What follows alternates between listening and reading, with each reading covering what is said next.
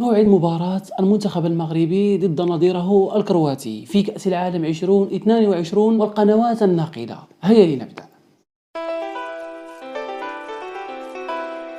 ينطلق منتخب المغرب في مشواره ببطولة كأس العالم 2022 بمواجهة كرواتيا في قمة منتظرة ستقام بملعب البيت ضمن منافسات المجموعة الرابعة. وتدخل كتيبة المدرب وليد الركراكي البطولة بجيل مميز ويقوده نجم باريس سان جيرمان أشرف حكيمي جانب حكيم زياش وعبد الرزاق حمد الله والحارس المتألق ياسين بونو وغيرهم، مما يجعل أسود الأطلس ليسوا لقمة سائغة ويمنح الآمال للعرب في وصولهم إلى الدور الثاني. أما منتخب كرواتيا بدوره يأمل في أن ينجح بمواصلة النجاحات العالمية بعد تحقيقه وصافة كأس العالم 2018 بروسيا، وفي ظل وجود تخمة من النجوم على رأسهم نجم ريال مدريد لوكا مودريتش. يذكر أن المغرب وكرواتيا يقعان في نفس المجموعة رفقة منتخب بلجيكا والمنتخب حديث الظهور في المونديال كندا. موعد مباراة المغرب وكرواتيا في كأس العالم 2022 هو يوم الأربعاء الموافق ل 24 نوفمبر بملعب البيت، وتنطلق صافرة بداية المباراة في تمام الساعة 11 صبحا بتوقيت المغرب، و12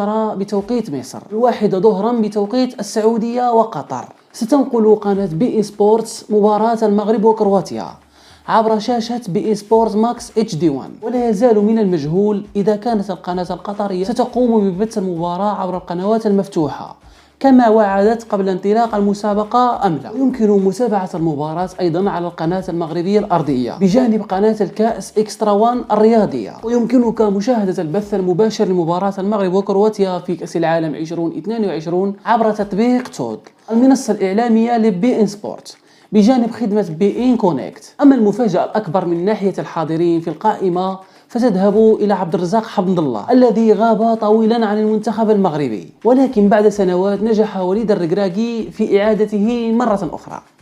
والسلام. منير حمدي بالوحدة في العربية السعودية.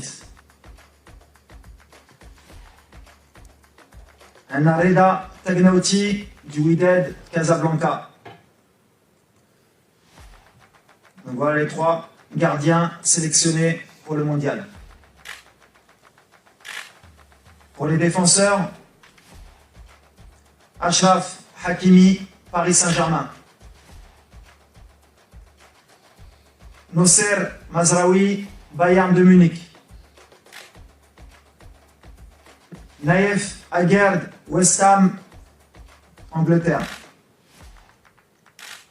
Romain Seyss est capitaine Beşiktaş. Achraf Dari